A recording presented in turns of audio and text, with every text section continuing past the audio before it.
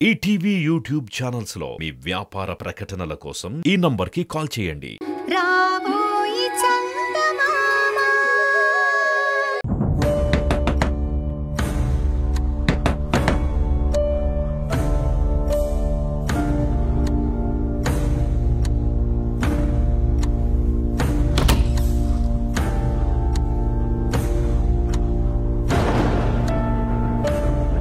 మీరా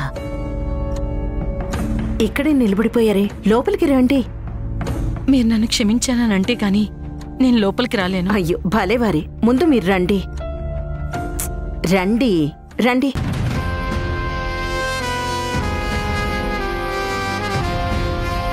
కూర్చోండి కూర్చోండి, ఉండండి కాఫీ తీసుకొస్తాను. వద్దండి, మీతో కాసేపు మాట్లాడాలి. ముందు ఇలా కూర్చోండి. మీరెంత మంచివాళ్ళో తెలియక ఇంటికొచ్చిన మిమ్మల్ని అవమానించి పంపించాను. నన్ను క్షమించండమ్మా. అయ్యో ఏంటండి మీరు, అసలిప్పుడు ఏం జరిగిందని మీరు నా క్షమాపణలు చెప్తున్నారో నాకు అర్థం కావడం లేదు. మీరు క్షమాపణలు చెప్పేంత తప్పు మీరేం చేశారు? నేనేం చేశానో మీరు గుర్తుపెట్టుకోకపోయినా నేను గుర్తుపెట్టుకున్నానమ్మా.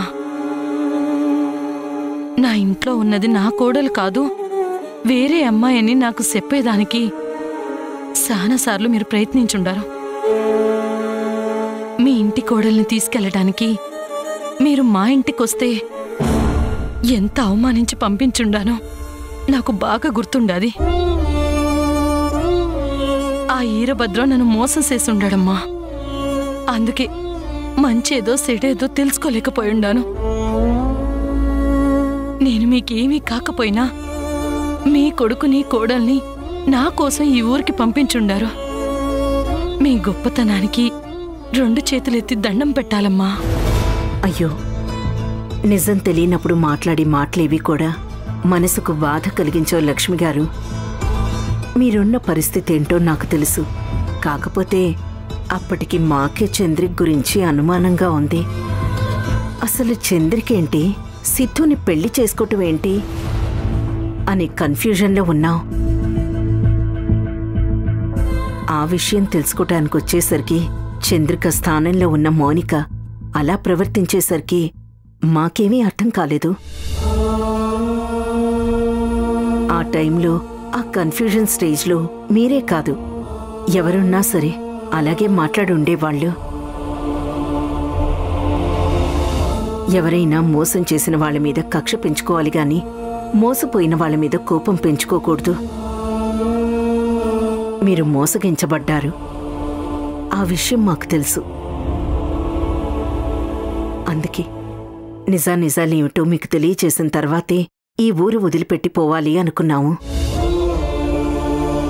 అందుకే మా పనులన్నీ పక్కన పెట్టేసి ఈ ఊర్లోనే ఇల్లు అద్దెకి తీసుకుని ఇక్కడే ఉంటున్నాం.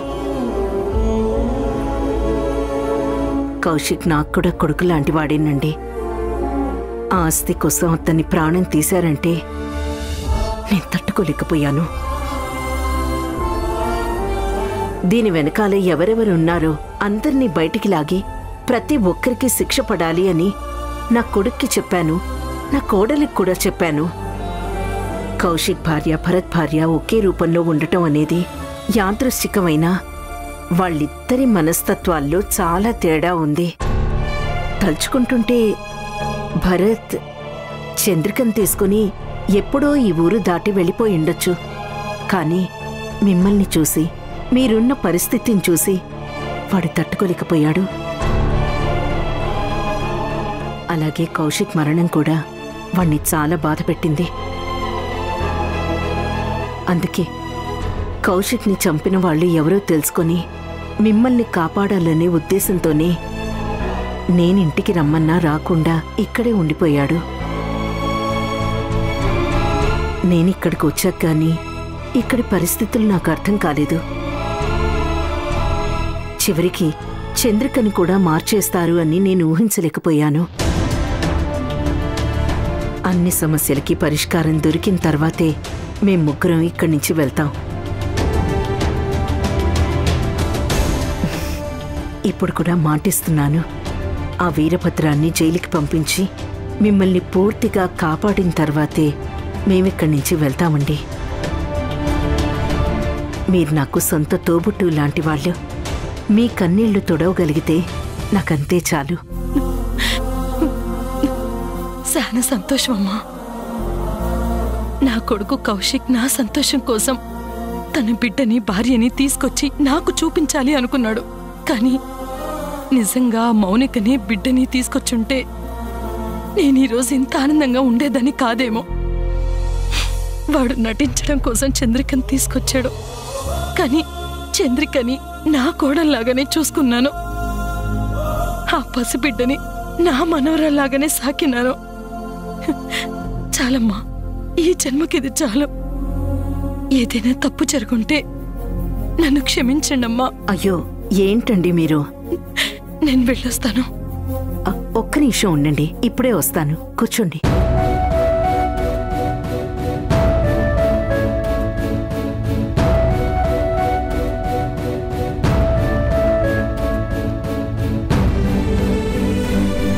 అయ్యో, ఎందుకమ్మా ఇప్పుడు ఇవన్నీ? నేను చెప్పాను కదండి, మీరు నాకు తోబుట్టు లాంటి వాళ్ళు అని.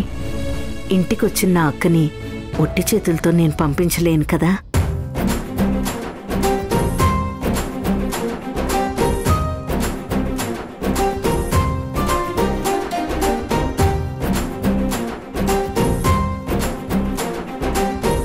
నా ఆయుష్ కూడా పోసుకొని మీరందరూ బాగుండాలమ్మా.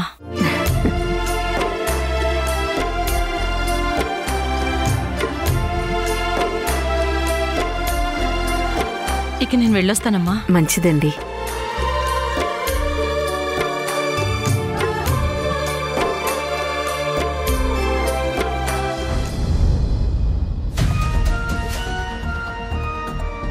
ఏంటి చంద్రిక, నువ్విక్కడే ఉన్నావు? ఈ పాటికి నువ్వు పారిపోయి ఉంటావనుకున్నాను. ఇంకా ఇక్కడే ఉన్నావా? నేను పారిపోవాలా? నేనెందుకు పారిపోవాలి? ఎందుకు పారిపోవాలా? నీకింకా సీరియస్నెస్ ఏమీ అర్థం కావట్లేదు చంద్రిక. నువ్వు పెట్టుకుంది ఎవరితోనో తెలుసా? డైరెక్ట్గా ఆ వీరభద్రంతోనే. నువ్వు చాలా తప్పు చేస్తున్నావు చంద్రిక. ఆ వీరభద్రం సంగతి నీకు పూర్తిగా తెలీదు. తను తలుచుకున్నాడంటే నిన్ను భరత్ని ఇద్దరిని నరికి పోగులు పెడతాడు. తెలుసు కదా? నా మాట విని పారిపో, కనీసం ప్రాణాలైనా దక్కుతాయి. రుద్రాణి, నీకు వీరభద్రం గురించి బాగా తెలుసు, కానీ నాకు నా భర్త గురించి ఇంకా బాగా తెలుసు. ఆ వీరభద్రం లాంటి వాళ్ళు 10 మంది వచ్చినా సరే ఆయన్ని ఏమీ చేయలేరు. భరత్ నా పక్కనే ఉన్నాడు, తెలుసు కదా? నీకు గుర్తుందా? ఆ వీరభద్రం రాయుడితో కలిసి నా భర్తని చంపటానికి చాలా ప్లాన్ చేశాడు. 10 మంది మనుషుల్ని కూడా పెట్టాడు. ఖచ్చితంగా ఇంటికి శవం వస్తుందని అనుకుంటే ఆ 10 మంది కాళ్ళు చేతులు నరికి ఆయన రక్తం కారే కత్తితో ఇంటికొచ్చాడు. ఆ రోజే ఆ వీరభద్రం ఆయన్ని ఏమీ చేయలేడు అని డిసైడ్ అయిపోయాడు. ఇప్పుడేం చేస్తాడు?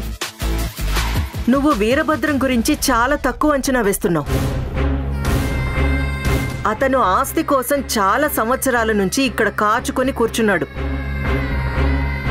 నువ్వు భరత్ మధ్యలో వచ్చి అతని ఆశల్ని ఆశయాల్ని అన్నింటినీ సర్వనాశనం చేశారు. ఎప్పుడు ఎలా అటాక్ చేస్తారో ఎవ్వరికీ తెలీదు. నేను కూడా దాని గురించే వెయిట్ చేస్తున్నాను. ఒక్కసారి ఆ వీరభద్రం ఎక్కడున్నాడో బయటికి రావాలి. వాణ్ణి అరెస్ట్ చేయించి ఏకంగా ఉరిశిక్ష వేయిస్తాను. కౌశిక్ ని పొట్టన పెట్టుకున్నందుకు ఊరికే వదిలేస్తావనుకున్నావా? నాకు తెలిసి వీరభద్రం తప్పించుకోవటానికి నీ హ్యాండ్ కూడా ఉండుంటుంది.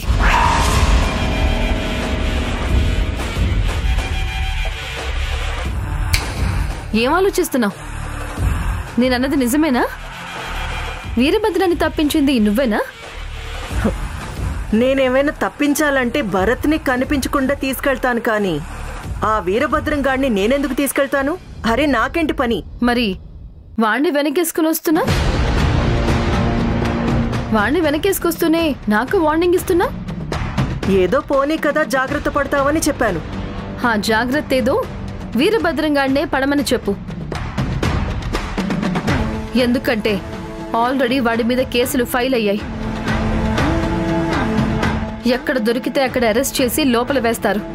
మనుషుల్ని దాచడం నీకు బాగా అలవాటైన విషయమే కదా. పోలీసులకి దొరకకుండా వాణ్ణి ఎక్కడ దాచావో జాగ్రత్తగా దాచుకో. లేదంటే ఎప్పుడో ఒకప్పుడు భరత్ పోలీసులతో సహా వచ్చి ఎంటర్ అయిపోతాడు. ఆ వీరభద్రం గారిని వాడితో పాటు నిన్ను కూడా కోర్టుకి లాగుతాను. నా సంగతి నీకు బాగా తెలుసు అనుకుంటాను. Take care. నీకు ఒక మంచి సలహా ఇస్తాను. నీ గురించి లక్ష్మి గారికి తెలిసిపోయింది కాబట్టి ఆవిడ వచ్చేలోగా నువ్వు చిన్నగా దుకాణం సర్దుకుని ఇక్కడి నుంచి వెళ్ళిపోవడం మంచిది. ఓకే?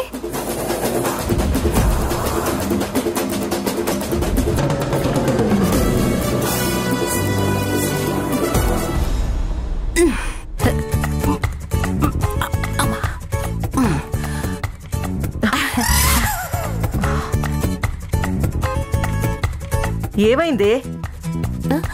ఏమైంది మేడం? ఇదిగో లగేజ్ రెడీయే. 2 సూట్ కేసులు రెడీగా ఉన్నాయి మేడం. సూట్ కేసులు ఎందుకు నీరజా? ఎందుకేంటి మేడం, ఎప్పటికైనా మనకి ఉద్వాసన తప్పదు కదా. భరత్ కోసం ఏ పని చేయడానికైనా నేను సిద్ధంగా ఉంటాను. అంత పెద్ద ఉద్యోగాన్నే వదిలేశాను. అవసరమైతే నా ప్రాణాలైనా ఇస్తాను.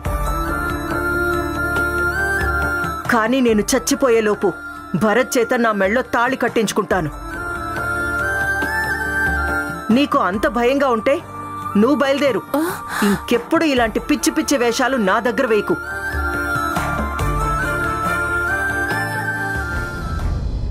భరత్ బాబు, భరత్ బాబు, భరత్ బాబు. ఏంటి రాయుడు, ఏమైంది? ఎందుకు అలా ఉన్నావు? ఇదిగో మంచినీళ్ళు తాగు.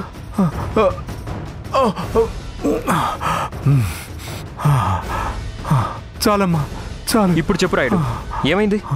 ఎందుకంత టెన్షన్ పడుతున్నావు? అదే బాబు, ఆ వీరభద్రం గురించే భయపడతా ఉండాను.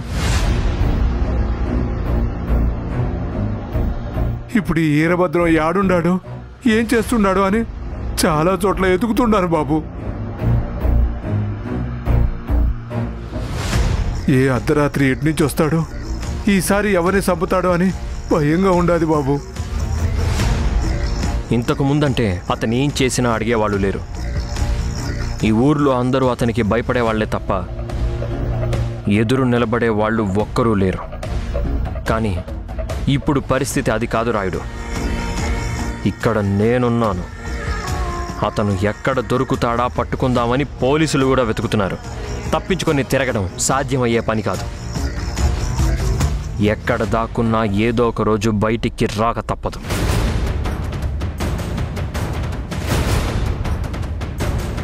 అదేంటి రాయుడు, ఈ సీమలో పుట్టిన వారికి భయం అంటే ఏంటో తెలీదు అని అంటారు. అలాంటిది నువ్వు భయపడుతున్నావా? నా ప్రాణాలు పోతాయని నేను భయపడటం లేదు బాబు. కత్తి చేత్తో పట్టుకున్నప్పుడే ప్రాణం మీద ఆశ వదులుకున్నాను. కానీ మీలాంటి వాళ్ళు వచ్చిన తర్వాతనే బతుకు విలువ ఏంటో, జీవిత విలువ ఏంటో తెలుసుకున్నాను బాబు. ఈ వీరభద్రాన్ని గనక మనం పోలీసులకు పట్టిస్తే ఈ సీమ మొత్తం బాగుపడుతుంది బాబు. ఈ ఊళ్ళో మళ్ళీ ఫ్యాక్టరీజం అనే మాటే ఉండదు. అందరూ కత్తులు పక్కన పడేసి చక్కగా ఎవరికి తోచిన పని వాళ్ళు చేసుకుంటారు. పిల్లలు మళ్ళీ చదువుకోవడం మొదలు పెడతారు. ఈ ఊరు బాగుపడుతుంది బాబు. ఒక్క మనిషి వల్ల ఈ ఊరి కథే మారిపోతుంది. మేమున్నదే అందుకే కదా రాయుడు. కేవలం కౌశిక్ కుటుంబాన్ని మాత్రమే కాదు, ఆ వీరభద్రాన్ని నమ్ముకొని నాశనం అయిపోయిన అన్ని కుటుంబాల్ని బాగు చేసిన తర్వాతనే మేమీ ఊరు వదిలిపెట్టి వెళ్ళిపోతాం. నువ్వేం భయపడకు. ఆ వీరభద్రం సంగతి మా భరత్ చూసుకుంటాడు. నువ్వు ధైర్యంగా ఉండు. వచ్చాను బాబు.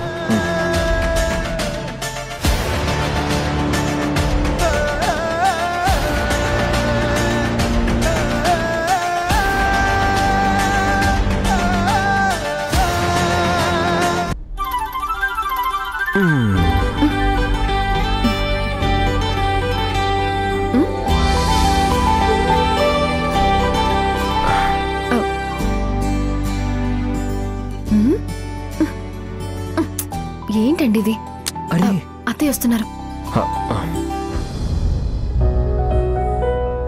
అత్తయ్య, ఎక్కడికి వెళ్ళొస్తున్నారు అత్తయ్య? మీ అత్తగారిని కలిసి మాట్లాడొస్తున్నానమ్మా. నిజంగా మీరు చాలా గొప్పోళ్ళమ్మా. మీరు చేసిన సాయానికి ఏం చేస్తే మీ రుణం తీరుతుంది? ఏంటత్తయ్య, ఏంటి మీరు అలా మాట్లాడుతున్నారు? మన మధ్య ఈ రుణాలేంటి? ఇంత జరిగినా నన్ను అత్తయ్య అని పిలుస్తున్నావంటే నీది ఎంత మంచి మనసు తల్లి.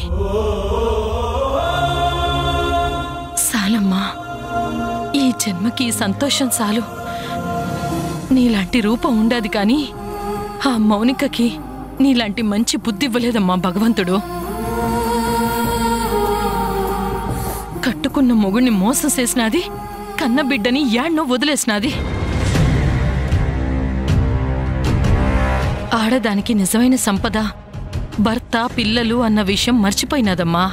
డబ్బు కోసం చేయకూడని పాపాలన్నీ చేసి చివరికి జైలుకు పోయి మగ్గుతా ఉండాది. అంతేనమ్మా, మంచివాళ్ళకెప్పుడు దేవుడు మంచే చేస్తాడు. తప్పు చేసేవాళ్ళకి ఏ నాటికైనా సరే శిక్ష పడేలా చేస్తాడు. ఎవరికైనా పాపం పండాలా? నిజమేనండి, దేనికైనా పాపం పండాలి. ఇన్ని సంవత్సరాలకి ఆ వీరభద్రం పాపం పండింది. లేదంటే మీరు ఆయన చేతుల్లో పూర్తిగా మోసపోయి ఉండేవాళ్ళు. మీకేదన్నా జరిగితే కౌశిక్ ఆత్మ శాంతించేది కాదండి.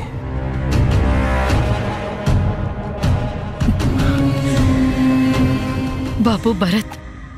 అమ్మా, ఏంటిది?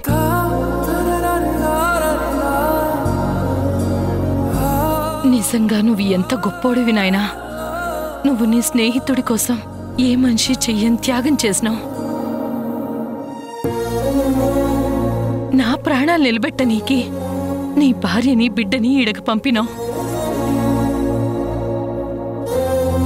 మీరెవరో తెలియక మీ ఇద్దరిని నేను దూరంగా పెట్టినా కూడా మీరు ఏనాడూ తిట్టుకున్నదే లేదు. పరిస్థితుల్ని అర్థం చేసుకొని తలంచుకొని పోయినారే తప్ప ఏ రోజు బాధపడిందేలే.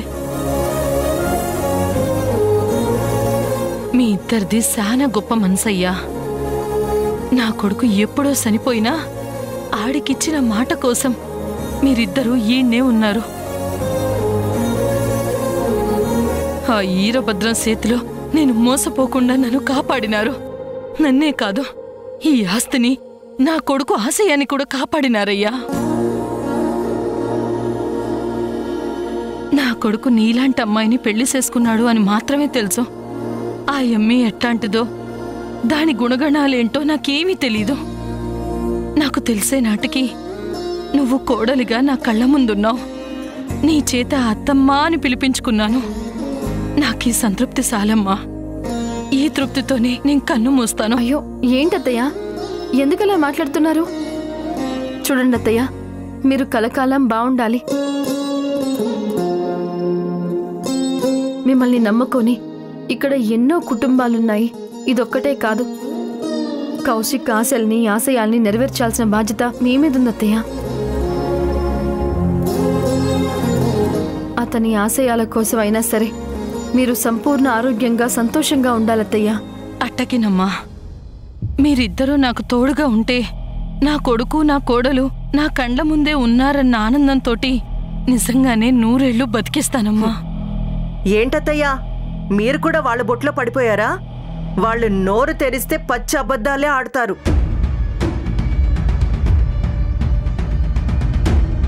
అసలు తను భరత్కి పెళ్ళామే కాదు, తన చేత తాళి కట్టించుకున్న భార్యని నేను.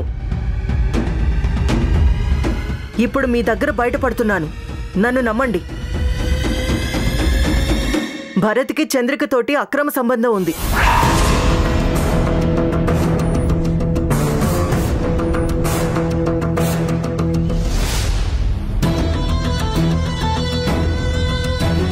నన్ను పెళ్లి చేసుకుని నన్ను పట్టించుకోకుండా ఇక్కడికి వచ్చాడంటే మీకు అర్థమై ఉండాలి కదా.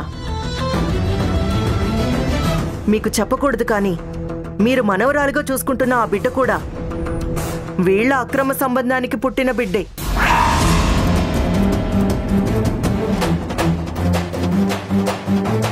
రుద్రాణి పిచ్చి పిచ్చిగా వాగావంటే నీ పళ్ళు రాలగొడతాను. ఏ మీ నిజాలన్నీ బయటపెడుతున్నానని ఆవేశపడుతున్నావా? అత్తయ్య, ఇతని మాటలు మాత్రం మీరు నమ్మకండి. భరత్, చంద్రిక ఇద్దరు కలిసి వీరభద్రం గారి గురించి మీకన్నీ అబద్ధాలే చెప్తున్నారు.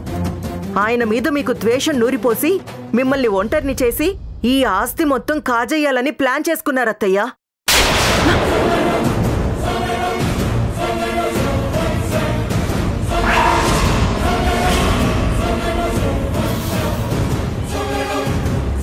ఇంకొక్క మాట వాళ్ళ గురించి తప్పుగా మాట్లాడినావంటే సంపేస్తా. అత్తయ్య, ఎవరే నీ కత్త? నువ్వేంటో నీ బతుకేంటో నాకు తెలియదు అనుకుంటున్నావా?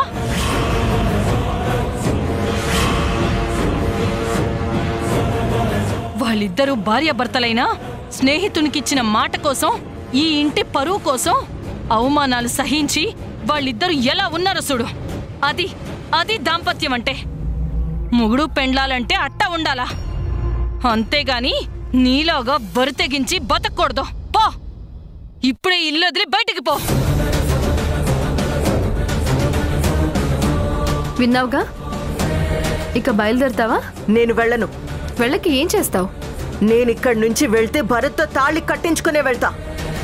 నీకు కట్టేది తాళి కాదే, ఉరితాడు. నోరు మూసుకొని బయటికెళ్ళో. నేను వెళ్ళను కాక వెళ్ళను.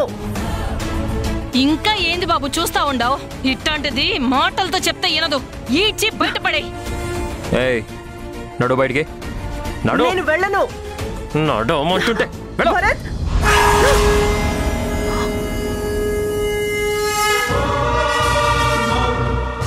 Out out out.